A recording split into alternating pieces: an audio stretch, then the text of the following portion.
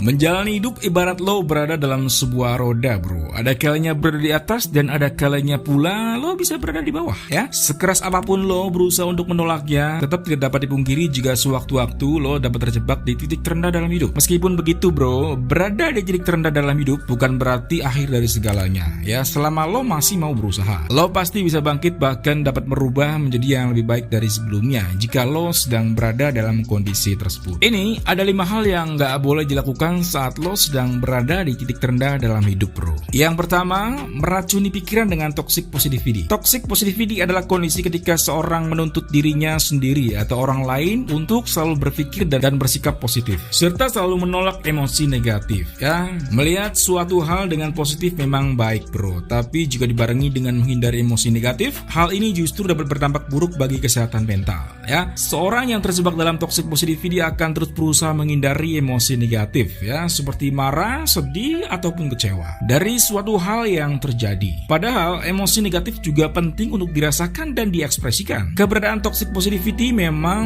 seperti racun yang dapat membuat kondisi lo semakin buruk. Mungkin pada awal mendengarnya lo merasa puas dan tenang karena seperti mendapat nasihat dan motivasi. Namun di sisi lain lo menyangkal keterpurukan yang sedang lo alami. Toxic positivity tentu menjadi hal yang harus diwaspadai, terutama oleh lo yang sedang terjebak dalam kondisi dan situasi tersulit dalam hidup. Bukannya memberi ketenangan, yang ada toxic positivity malah membuat lo semakin tertekan, ya. Bro, setiap orang itu pasti merasakan yang namanya titik terendah dalam hidup. Jika lo sedang merasakan hal tersebut, ingat 5 hal di atas baik-baik, bro. Tentu lo gak inginkan justru semakin jatuh dalam keterpurukan. Yang kedua, mengkambing hitamkan orang lain. Salah satu kebiasaan yang sering dilakukan banyak orang ketika berada dalam situasi terburuk adalah mengkambing hitamkan orang lain. Padahal apa yang sedang terjadi bisa saja sumbernya dari ulah dan perbuatan diri lo sendiri, sehingga memicu permasalahan yang serius, bro. Ini tentu menjadi hal yang harus diingat baik-baik. Mengkambing hitamkan orang lain ketika sedang berada dalam situasi terburuk bukanlah perilaku yang bijak. Daripada saling lempar kesalahan, akan lebih baik jika duduk bersama mendiskusikan solusi apa yang dapat diambil untuk jalan keluar. Yang ketiga, menyalahkan diri sendiri. Setiap orang tentu tidak ingin dirinya terjebak dalam permasalahan rumit, apalagi sampai berada di titik terendah dalam hidup. Namun bagaimanapun juga, yang namanya kehidupan tidak dapat diprediksi, bro. Hari ini mungkin lo masih berjaya berada di atas, namun bisa jadi besok justru sebaliknya. Walaupun sedang terjebak dalam kondisi terendah dalam hidup, namun hal penting yang harus diingat adalah jangan sampai menyalahkan diri sendiri. Jika lo terus-menerus menyalahkan diri sendiri